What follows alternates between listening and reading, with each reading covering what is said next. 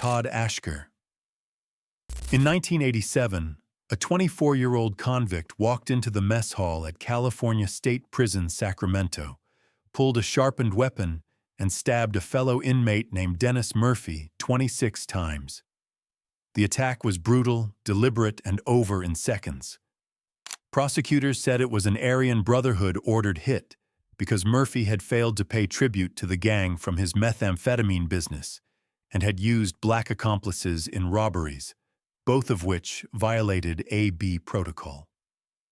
2 years later, a Sacramento jury acquitted him of first-degree murder and convicted him of second-degree, after prosecutors dropped their own informant witnesses, telling the judge the men were not credible.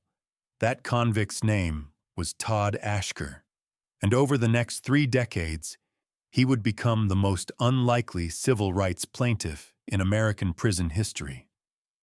It was 1982 when Ashker first entered the California prison system. He was 18 years old, locked up for burglary, and by every account, an impressionable young man who learned fast and adapted faster. His court-appointed attorney, Philip Cousins, who has represented murder defendants for more than 30 years, later recalled that Ashker stood out from the beginning. Cousins described a certain willingness and ruthlessness to execute other people to advance his agenda. That assessment proved prophetic during the Murphy killing, when Cousins himself was attacked and stabbed in a holding area by another Aryan Brotherhood member, Paul Schneider, while representing Ashker at trial. Cousins survived. The judge denied a mistrial. On May 2, 1990, Ashker was transferred to the Pelican Bay Security Housing Unit. The California Department of Corrections validated him as an Aryan Brotherhood associate that same month, despite the fact that prosecutors had abandoned the gang theory at his trial. In January of 1992, his SHU term was converted from determinate to indeterminate. According to Ashker, staff told him on arrival that he would remain in the SHU until he paroled, died, or debriefed. Debriefing meant becoming an informant, renouncing gang membership, and providing actionable intelligence on fellow inmates. For a validated AB associate, debriefing was a death sentence in everything but name. So Ashker sat. He sat in a windowless concrete cell roughly the size of a parking space, under fluorescent lights that never turned off, with no physical contact with another human being except when guards handcuffed him through a slot in the door. He would spend the next 25 continuous years inside that box, and somehow it gets worse. Because what Ashker did inside the SU is what makes this story unlike any other in California prison history. He became a self-taught jailhouse lawyer. His attorneys say he filed at least 15 lawsuits against the California prison system and won more than a few of them, including the right for SHU prisoners to receive hardcover books and to correspond with inmates at other facilities.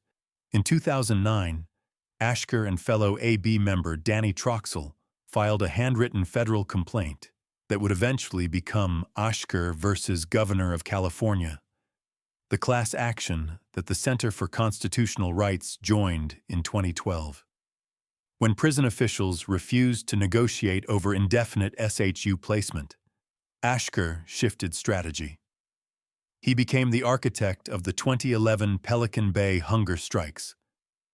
The first strike ran from July 1st through July 20th and drew 6,600 prisoners statewide. Men in cells across California stopped eating on the same day, coordinated through kites and whispered messages that traveled through the prison system like an underground telegraph. A follow-up that fall pulled in roughly 12,000. And when officials again failed to deliver promised reforms, Ashker organized the 2013 strike that began on July 8th, with roughly 30,000 prisoners refusing food on day one.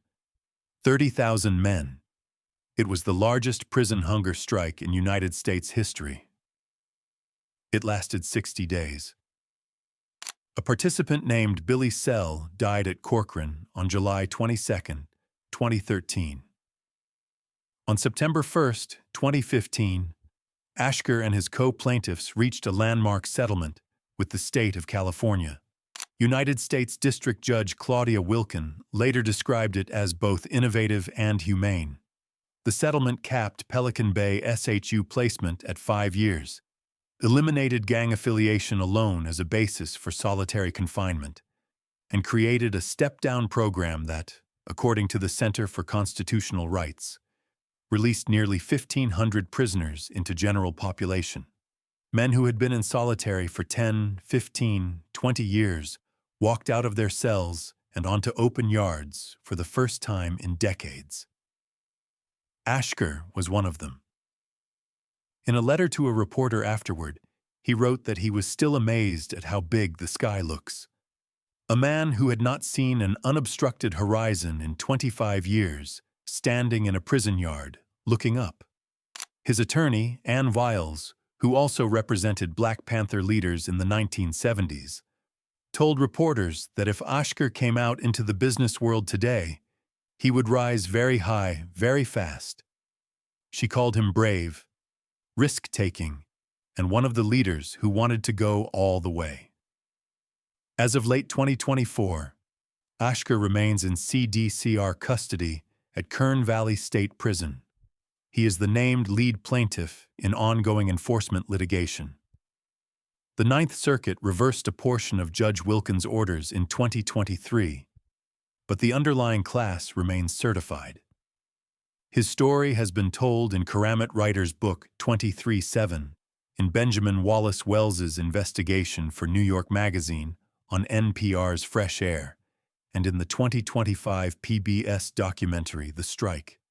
A convicted killer who became a jailhouse lawyer, who organized the largest prisoner protest in American history, and who dismantled California's indefinite solitary regime from inside a concrete cell he occupied for a quarter-century. That is Todd Ashker. But Ashker did not organize those hunger strikes alone. The man in the cell next to his, a validated Mexican mafia member who had been locked up since 1979, was running one of the largest street gangs in Los Angeles from inside the SAU. And his story is just as difficult to believe. Arturo Castellanos. There is a man who has been continuously incarcerated since 1979. He entered the California prison system for a murder conviction in Los Angeles County when he was barely out of his teens, and he has not seen the outside world since. His name is Arturo Castellanos, known on the streets and inside the walls as Tablas, and prosecutors have repeatedly identified him as a made member of the Mexican Mafia and the undisputed leader of Florencia 13, one of the oldest and largest Latino street gangs in South Los Angeles.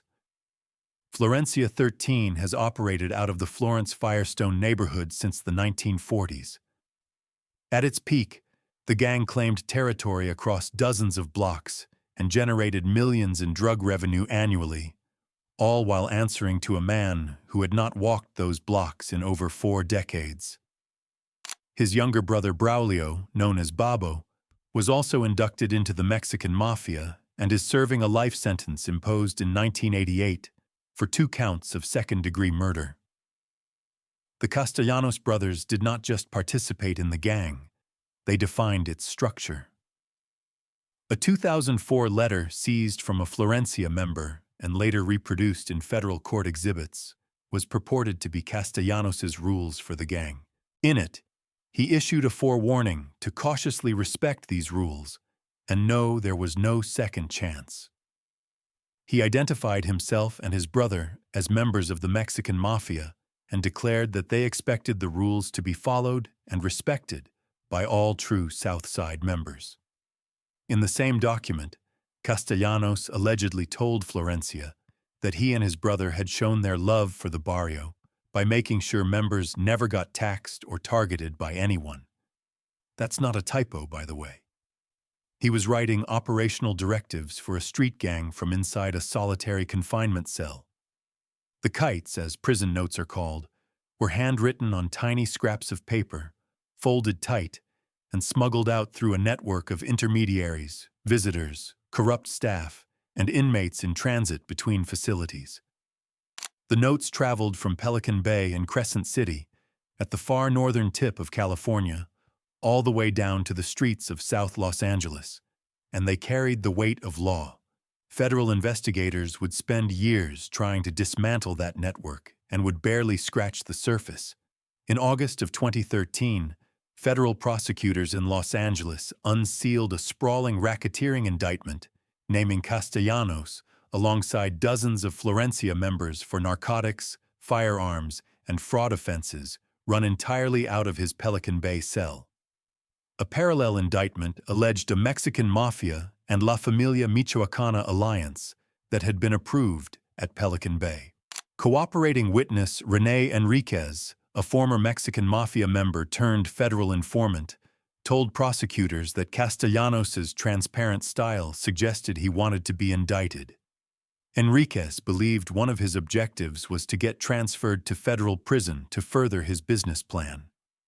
Enriquez characterized Castellanos as a man driven by an unquenchable thirst for power and recognition, and a sense of importance that bordered on the megalomaniacal. This is where the story takes a turn nobody expected, because at the same time Castellanos was allegedly running a narcotics empire from his cell, he was also collaborating with his ideological enemy. In 2006, California prison officials created what they called the Short Corridor, an experiment in confining rival gang leaders together on the theory that isolation would either dismantle their communication or pit them against one another. The opposite happened. The Short Corridor put men who had spent their entire adult lives ordering violence against each other's races into cells on the same hallway. They could communicate through the walls, through the ventilation system, through whispered conversations during the rare moments guards were out of earshot. And instead of tearing each other apart, they began talking. Beginning in 2011, Castellanos joined Todd Ashker, Black guerrilla family leader Sitawa Nantambu Jamaya, and Nuestra Familia representative Antonio Guillen to conceive and organize the hunger strikes. On August 12, 2012, all four men signed the agreement to end hostilities, declaring that beginning on October 10, 2012, all hostilities between their racial groups in SHU, administrative segregation, general population, and county jails would officially cease. The document was handwritten, smuggled out of the SHU, and distributed to every prison yard in the California system. A Mexican mafia shot caller, an Aryan Brotherhood member, a black guerrilla family leader, and a Nuestra Familia representative. Four men whose gangs had been killing each other for decades, putting their names on the same piece of paper. The Prisoner Human Rights Movement's 2017 self-assessment, signed by the Short Corridor representatives, claimed they had decreased California prison melees in half over the past 5 years, with no assistance from corrections officials. That claim originates with the prisoners themselves, not from an independent state dataset. But even if the number is inflated, the fact that it happened at all remains difficult to explain. Castellanos remains in CDCR custody, cycling through the Pelican Bay SHU and other facilities. He is a named plaintiff in the Ashker case. Law enforcement sources told reporters in 2015 that the Ashker settlement, by releasing Castellanos and his peers from the SHU, had set off a land grab within the Mexican mafia, as members reasserted direct control of their old neighborhoods and rackets through contraband cell phones. The very reform that was supposed to end the power of men like Castellanos may have given them more room to operate than they had ever had before. You would think someone would have said something. Nobody did. For decades, Arturo Castellanos ran a criminal enterprise from inside a box the size of a parking space. He wrote the rules for a gang with thousands of members on the streets of Los Angeles. He approved international drug alliances. He signed a peace treaty with his enemies. and the system that was specifically designed to contain him could not stop any of it. But Castellanos, for all his reach, answered to a hierarchy.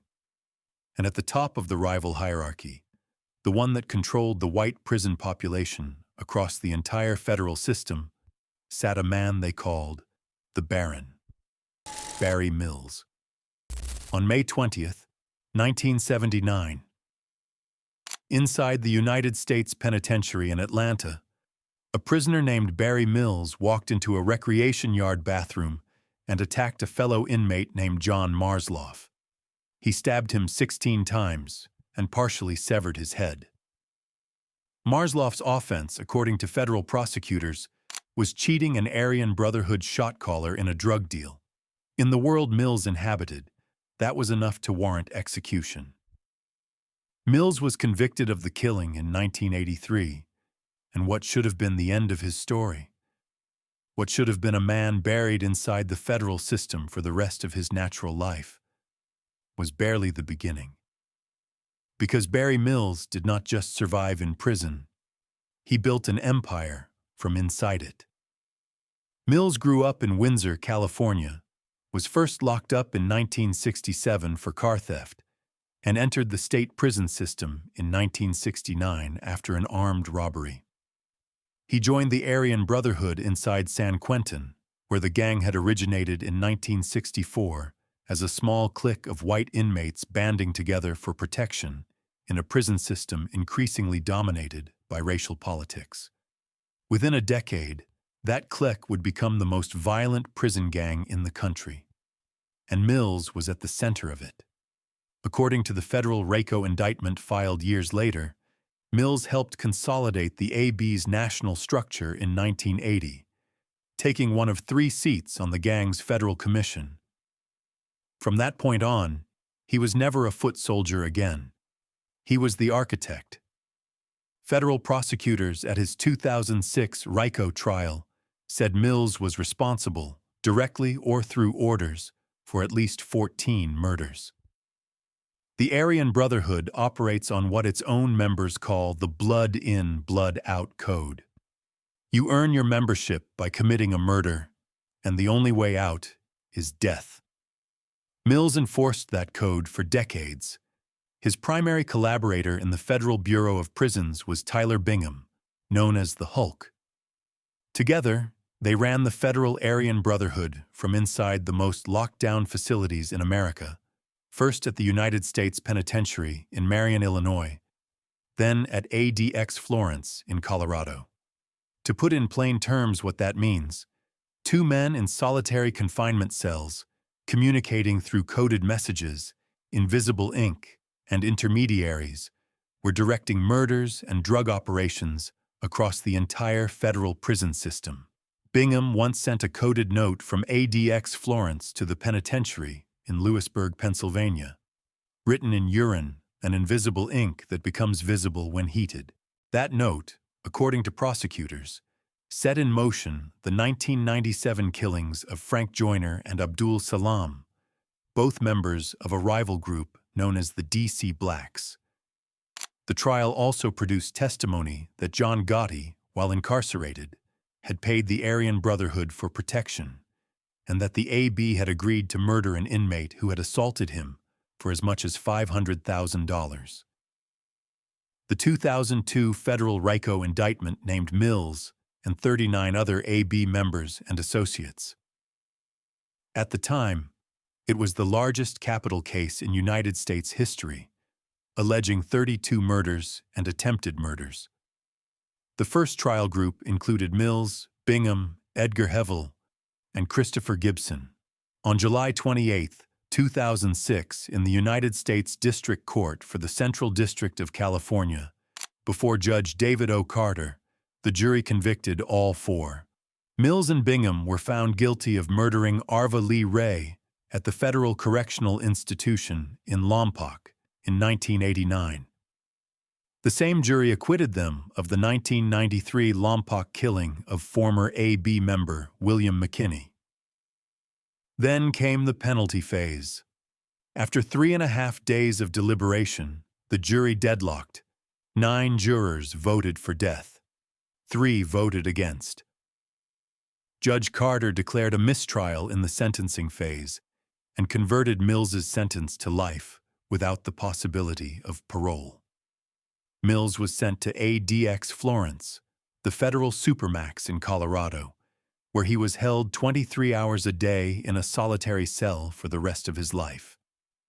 ADX Florence is the facility the Bureau of Prisons built specifically for men it considers too dangerous for any other prison in the country. Ted Kaczynski died there.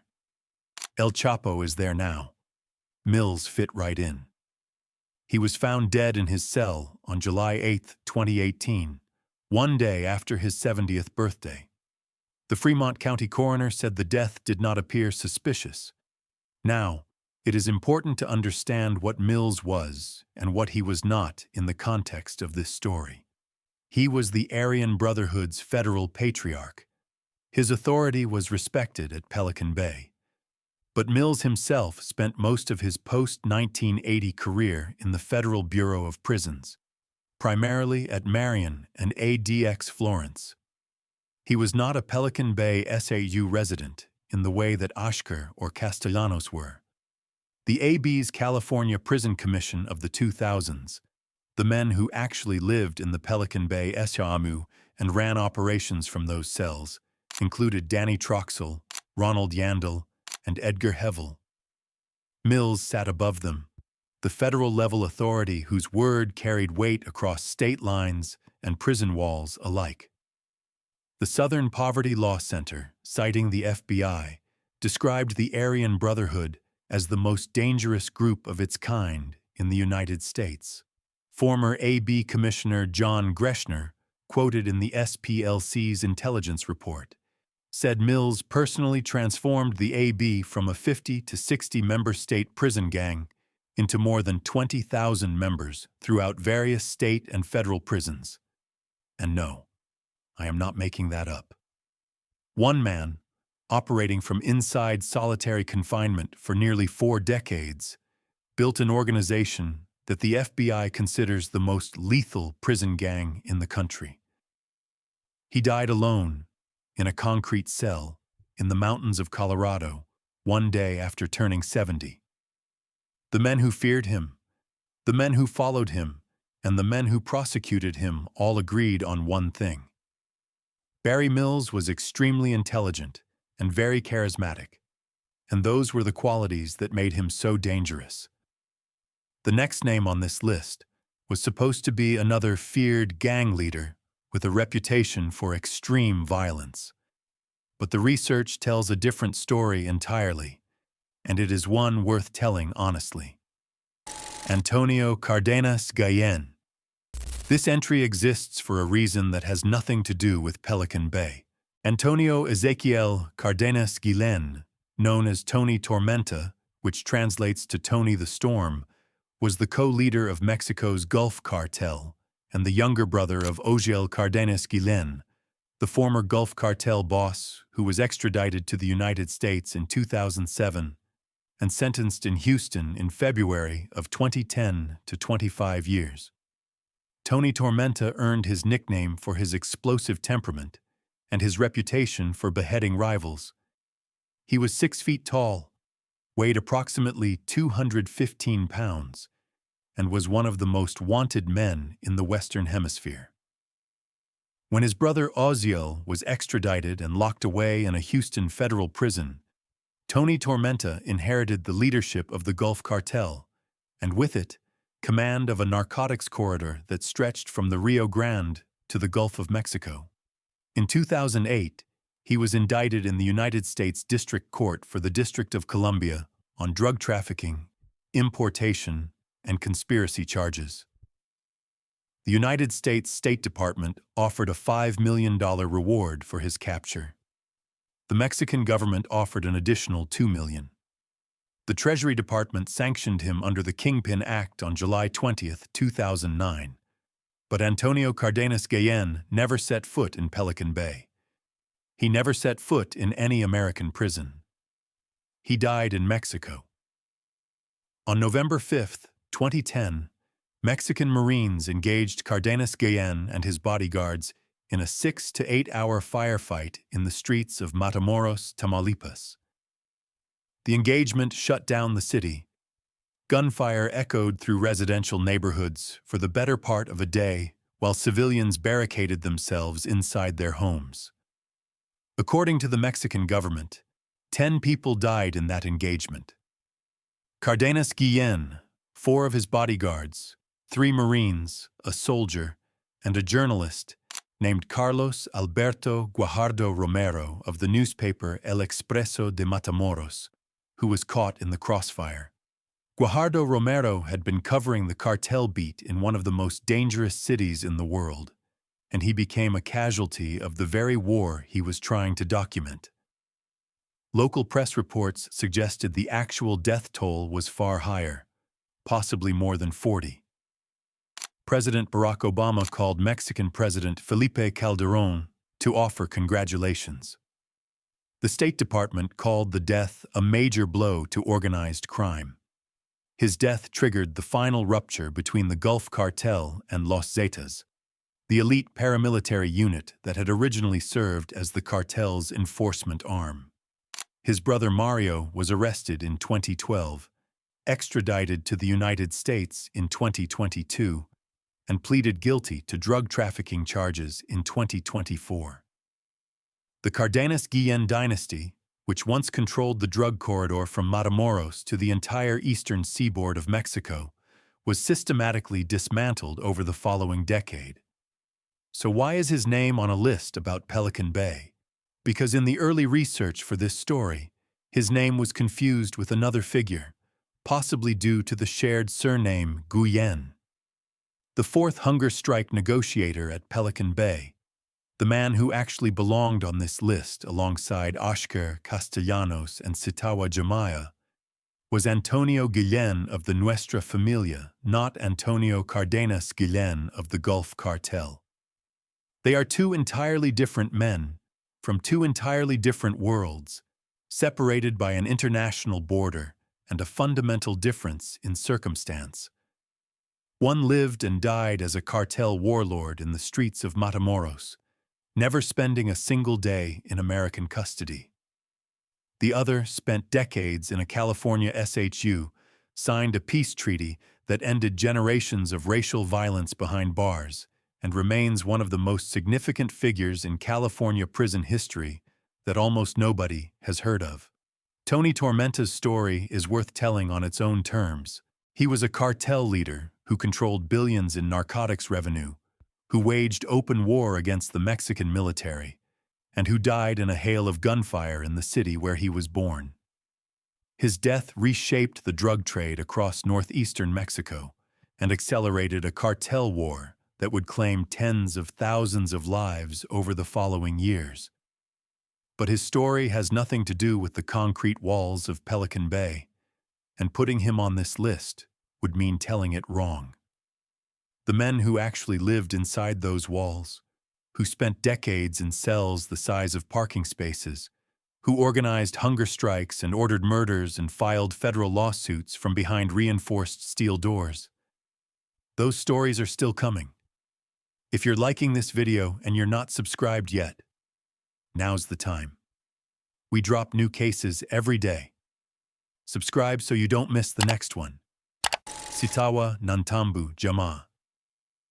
On February 14, 2024, a 70-year-old man in a wheelchair rolled through the gates of a California prison and into the open air for the first time in over 4 decades. He had entered the system in 1980 as Ronnie Newton Dewberry, convicted of the shooting death of Maurice Williams. He emerged as Sitawa Nantambu Jamaya, partially paralyzed from a stroke, weakened by years of medical neglect, and recognized by prisoner rights organizations around the world as the principal author of the document that ended decades of racial warfare in California's prisons. He had spent roughly 30 of those 40 years in solitary confinement, and he had always maintained his innocence. Dewberry was placed in solitary at San Quentin on May 15, 1985. According to his own account, The documents that put him there were fabricated by a criminal activity coordinator named Lieutenant L.O. Thomas and Lieutenant Susan Hubbard. His freedom campaign has maintained for decades that another man, whose woman and children had been held hostage by the Williams family and friends, later confessed to having acted alone. The California Department of Corrections identified Dewberry as a leader of the Black Guerrilla family, an affiliation he has consistently denied.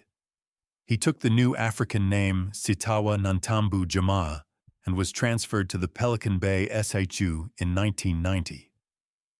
He would remain there for more than 25 years, one of the longest stretches of continuous solitary confinement in modern American prison history. Inside the short corridor, Jamaa became the intellectual engine of the hunger strike movement. While Oscar was the organizer and Castellanos brought the Mexican mafia's weight to the table, Jamaa was the writer. His letters, published in the San Francisco Bay View and circulated through prisoner advocacy networks, gave the movement its vocabulary. He did not just demand reform, he articulated why the SHU existed as it did, what it did to the men inside it, and what it meant for a society that allowed it. On August 12, 2012, Jamaa was one of the 4 men who signed the agreement to end hostilities. A Black Guerrilla family representative putting his name next to an Aryan Brotherhood member, a Mexican mafia leader, and a Nuestra Familia figure. 4 men from 4 gangs that had been killing each other's members for generations, agreeing in writing that the killing would stop. To understand how impossible that was, you have to understand that these gangs existed specifically because of racial conflict. The Aryan Brotherhood was founded to protect white inmates. The Black Guerrilla family grew out of the Black Power movement. The Mexican mafia controlled Latino gangs. Nuestra Familia organized Northern California Hispanics against the Mexican mafia. Their entire identities were built on opposition to each other, and yet on that date, 4 of their leaders signed the same document and meant it. The agreement did not end all violence in California prisons, but the short corridor representatives claimed in their 2017 self-assessment that California prison melees had been cut in half since the signing, without any assistance from corrections officials. His sister, Marie Levin, became the public face of the family's campaign through California Families Against Solitary Confinement and the Prisoner Hunger Strike Solidarity Coalition. On November 2, 2015, 6 weeks after the Oscar settlement released Jamaa from the SHU, Levin and her brother embraced through the visiting room glass for the first time in 31 years. 31 years without touching his own sister. He told her he had thought, during that moment, of the 16 close family members he had lost during his decades in isolation. Aunts, uncles, cousins, friends. His mother had died in 2014 without ever being able to touch her son again. The glass was always between them. In November of 2019, Jamaa suffered a severe hemorrhagic stroke that left him partially paralyzed and dependent on assistance for basic daily functions. He was granted medical parole in the summer of 2020 and transferred to Asbury Park Nursing and Rehabilitation Center in Sacramento. For a brief period, it seemed like his story might end quietly, with a man finally outside the walls, recovering what was left of his health. That did not last. In August of 2021, after a confidential allegation that was never substantiated through any formal incident report, his parole officer revoked his medical release and returned him to the California healthcare facility in Stockton. A partially paralyzed man in his late 60s sent back into custody on an unsubstantiated claim. On September 29, 2022, Jamaa began another hunger strike, this one protesting medical neglect. He alleged that staff had allowed 3 separate incidents in which he, a man dependent on physical assistance for basic daily functions, was placed at risk by negligent or hostile aides. The strike lasted more than 20 days. Then, on February 14th, 2024, Black History Month, he was granted compassionate release. Critical Resistance announced his release that day. He walked out, or more accurately, he was wheeled out, after more than 40 years of incarceration. 30 of those years spent in a concrete box. Jemiah represents the bridge between the radical black prisoner tradition of George Jackson and the multiracial prisoner human rights movement of the 2010s.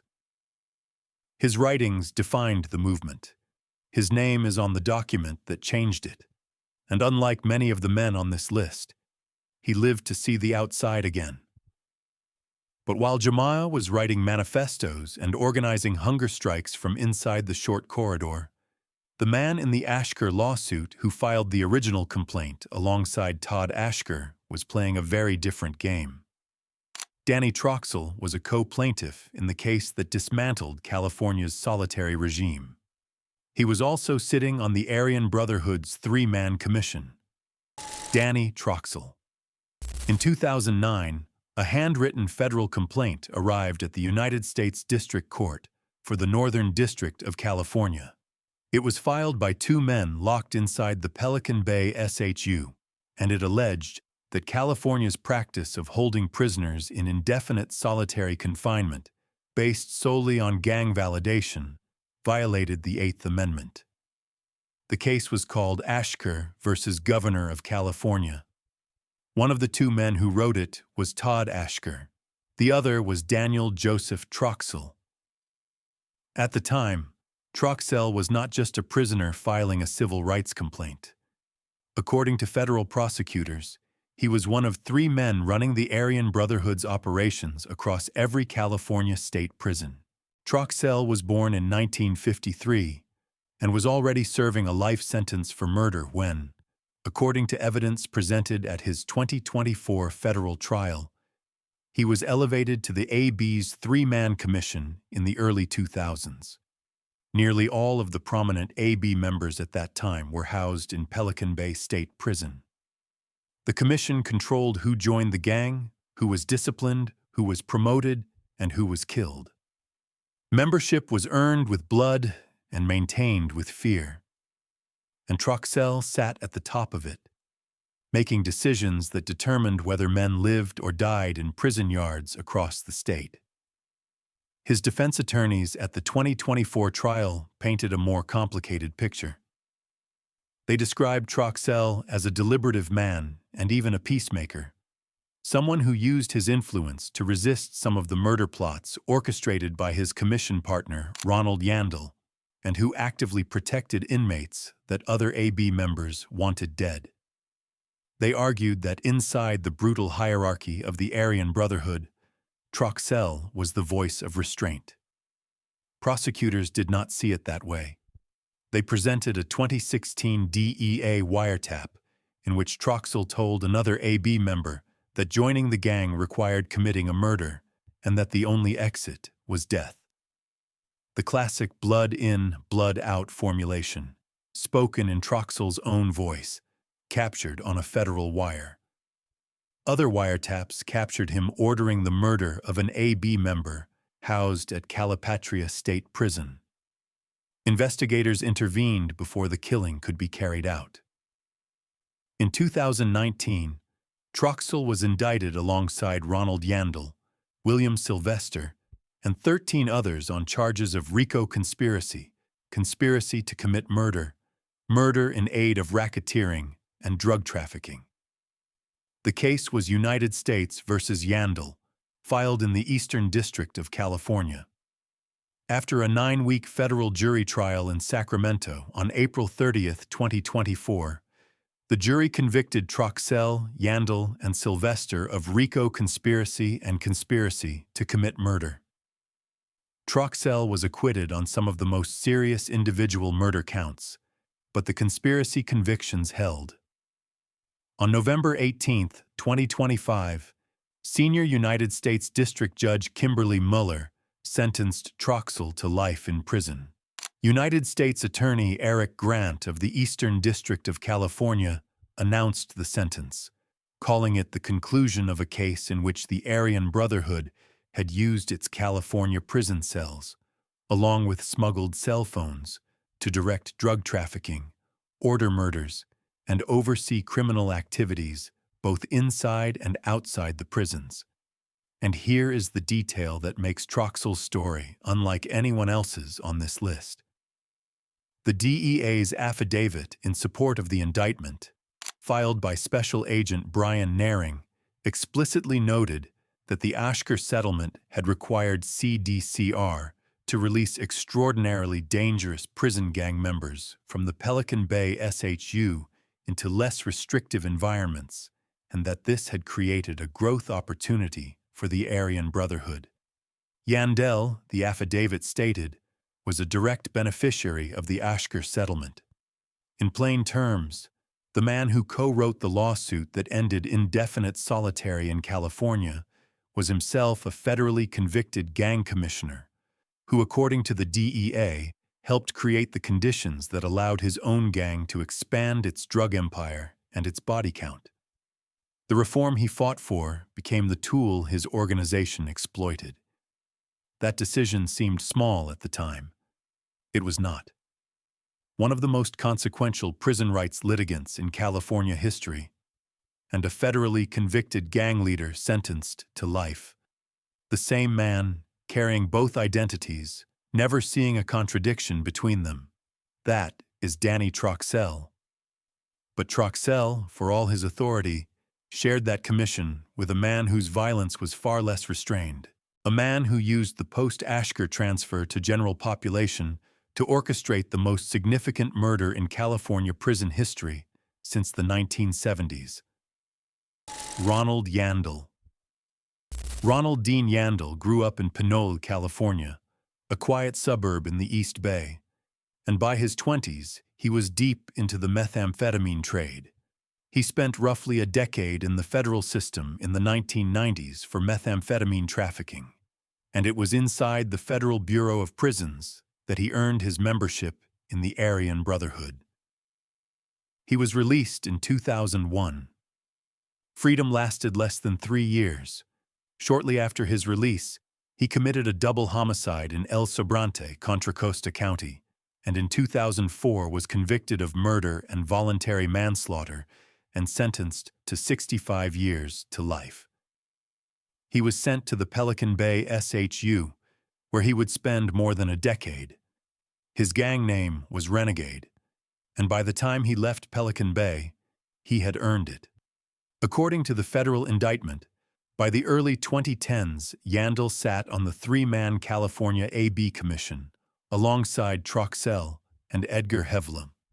When the Ashker settlement and the resulting step-down program moved nearly 1,500 inmates from SHU units into general population in 2015, Yandel was transferred to California State Prison Sacramento, known as New Folsom.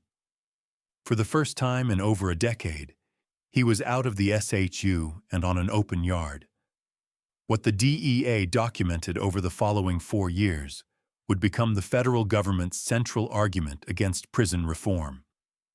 Using contraband cell phones smuggled into New Folsom, Yandel directed a methamphetamine and heroin distribution network that reached Sacramento, Southern California, and beyond.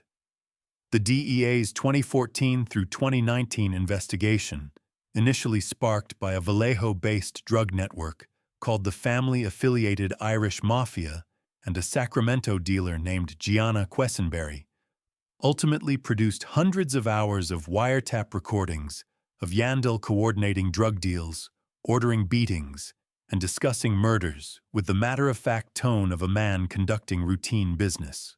In one intercepted call, Yandel described in clinical detail the 2 most effective ways to kill a prisoner with a homemade shank, either through the heart or through the eye socket to the brainstem. He talked about it the way a mechanic talks about changing an oil filter. No emotion, just method. But the killing that defined Yandel's story, the one that federal prosecutors spent years building a case around, happened on a specific date that carries enormous weight in California prison history. August 12, the same date the San Quentin Six verdicts came down in 1976. The same date the agreement to end hostilities was signed in 2012. And the date Ronald Yandel chose to have a man killed in 2015. The target was Hugo Pinel, the last surviving incarcerated member of the San Quentin Six, a man who had been in solitary confinement for more than 4 decades.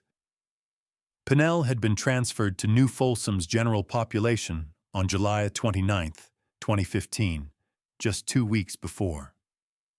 According to prosecutors, Yandel offered membership in the Aryan Brotherhood to 2 associates, Jason Weaver and Waylon Pitchford, if they would kill Pinel on the B-Yard. They agreed. On August 12, 2015, near the canteen window on Folsom's B-Yard, Pitchford pinned Pinel's legs while Weaver climbed onto his back and stabbed him repeatedly with a prison-made shank.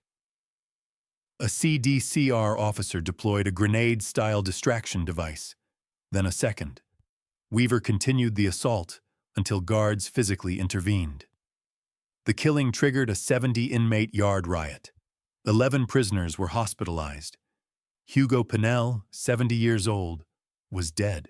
On April 30, 2024, a Sacramento federal jury convicted Yandel on 15 counts, including murder in aid of racketeering for the Pinel killing, RICO conspiracy, 5 counts of conspiracy to commit murder in aid of racketeering for the murders or attempted murders of Kenneth Johnson, James Mickey, Paul Diaz, Michael Tripp, and Doug Maynard, 2 counts of conspiracy to distribute methamphetamine and heroin, 5 counts of heroin distribution, and 1 count of methamphetamine distribution.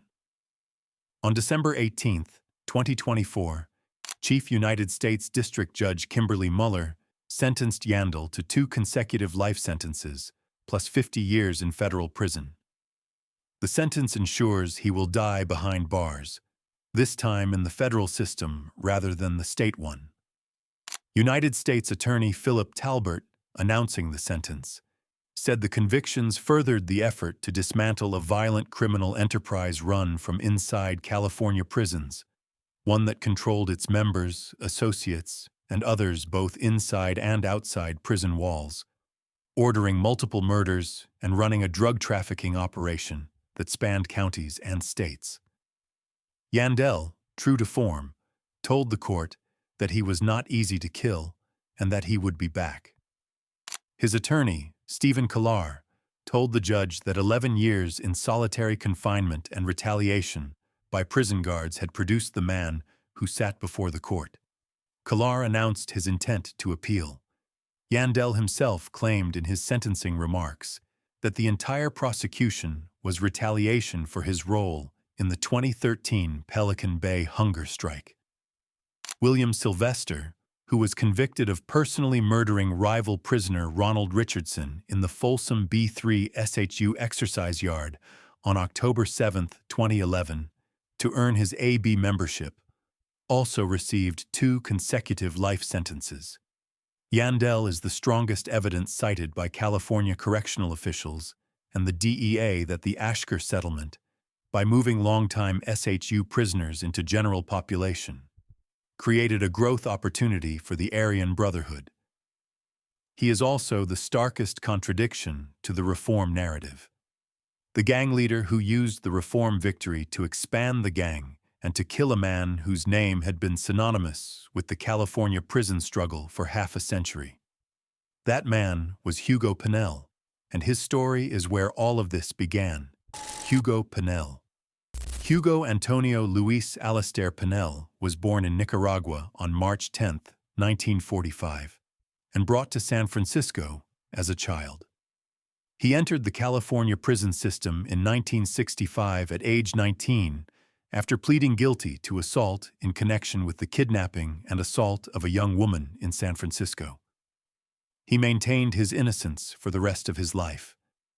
In a letter that circulated widely through prisoner advocacy networks, he described being 19 years old, turning himself in to authorities to clarify charges he knew to be falsified, being beaten by deputies multiple times, and being pressured by his public defender and the judge into accepting a guilty plea. At San Quentin, he met George Jackson, W.L. Nolan, and the circle of black radical prisoners who would become the Black Guerrilla Family. On March 3, 1971, while incarcerated at the Correctional Training Facility in Soledad, Pinnell fatally stabbed Correctional Officer Robert McCarthy in his cell, luring the guard on the pretext of needing a letter mailed. McCarthy died 2 days later at Fort Ord Army Hospital. Pinnell received a second life sentence for the killing. Then came August 21, 1971. Pinnell was in San Quentin's adjustment center when George Jackson took it over with a 9mm Astra pistol allegedly smuggled in by his attorney, Stephen Bingham. In the 30-minute uprising that followed, Jackson was shot and killed by guards. 2 other prisoners and 3 guards also died. 25 prisoners were removed from their cells. 2 of the surviving guards, Charles Breckenridge and Urbano Rubiaco Jr., testified that Pinnell had attacked them with a razor blade fashioned into a weapon from a toothbrush handle. Rubiaco recounted at trial that Pinnell told him he loved pigs and then cut his throat. Pinnell, along with Fleta Drumgo, David Johnson, Johnny Spain, Willie Tate, and Luis Talamantes, became known as the San Quentin Six. Their trial lasted 16 months, the longest in California history at that time, producing roughly 23,000 pages of testimony. The defendants were shackled and chained throughout the proceedings, a decision that drew protests and accusations of prejudice. Stephen Bingham, the attorney accused of smuggling the gun, fled the country and spent 13 years as a fugitive before surrendering in 1984. He was acquitted in 1986. On August 12, 1976, Pinnell was convicted of 2 counts of felony assault by a life prisoner. August 12th, the same date that would echo through this story for the next 4 decades. Pinnell spent the following years almost entirely in solitary confinement. Adjustment Center. Folsom, Pelican Bay, SHU from 1990 onward. He had no contact visit from December of 1970 until he married a woman named Shirley in a brief 15-minute contact ceremony. She later died. In 2014, his mother, then in her 90s, was finally permitted a contact visit. It was the first time she had touched her son in over 4 decades. He was denied parole 9 times. His 9th denial in May of 2014 came with a 5-year extension. The parole board looked at the McCarthy killing, looked at the San Quentin Six conviction, and decided the same thing every board before them had decided. Hugo Pinnell would stay. He participated in the 2013 hunger strike and was one of the figures the short corridor negotiators explicitly memorialized in their tributes to fallen heroes. Pinnell endorsed the agreement to end hostilities. He believed in it. He believed the killing could stop. When the Ashker settlement and the step-down program began moving SHU prisoners into general population in mid-2015, Pinnell was transferred to general population at California State Prison Sacramento on July 29, 2015. He was 70 years old. He had been in solitary for over 4 decades. For 2 weeks, he walked an open yard for the first time since the early 1970s. He ate meals in a common dining area. He existed among other human beings without a steel door between them. 2 weeks later, on August 12, 2015, the 3rd anniversary of the agreement to end hostilities, he was killed on the B Yard by Jason Weaver and Waylon Pitchford on the orders of Ronald Yandel. Yandel had offered the 2 men full membership in the Aryan Brotherhood as payment for the killing. The price of admission into the gang was a 70-year-old man's life. CDCR spokeswoman Dana Simas confirmed the next day that Pinnell was the target and that the others on the yard had joined in after the initial attack. His attorney, Keith Whatley, told reporters that Pennell had been a target from just about every group in prison because of his notoriety and what he had done years ago. Whatley called the killing foreseeable, which was what made it so much worse, and said the family wanted answers for why prison officials had allowed it to happen. The family considered a wrongful death lawsuit. Pennell is survived by a daughter, Allegra Taylor, of Sacramento. The 2024 federal trial of Ronald Yandell produced the first formal legal accounting of how Hugo Pennell died. It took 9 years and a federal RICO case to establish in a courtroom what happened on that yard. The man who survived the San Quentin uprising of 1971, who spent more than 4 decades in solitary, who participated in the hunger strikes that changed California's prison system, was killed 2 weeks after tasting general population for the first time in 44 years. He was 70 years old. The date was August 12th. The same date the San Quentin 6 verdicts were handed down in 1976. The same date the agreement to end hostilities was signed in 2012. And now the date Hugo Pennell was murdered in 2015. 3 dates, separated by decades, connected by the same walls and the same war. Pennell is survived by his daughter, Allegra Taylor of Sacramento. His story is preserved in the Freedom Archive's San Quentin 6 collection, in Solitary Watch's profiles, and in the tributes published by former Black Panthers and the Prisoner Hunger Strike Solidarity Coalition. The 2024 federal conviction of Ronald Yandell was the closest thing to justice his family ever received. 8 men. 1 concrete box. Between them, they authored a peace treaty, dismantled a solitary confinement regime, built drug empires, ordered murders, and changed the California prison system forever. The walls of Pelican Bay held all of them. None of them stayed quiet inside. Thanks for watching. Click here for the next video.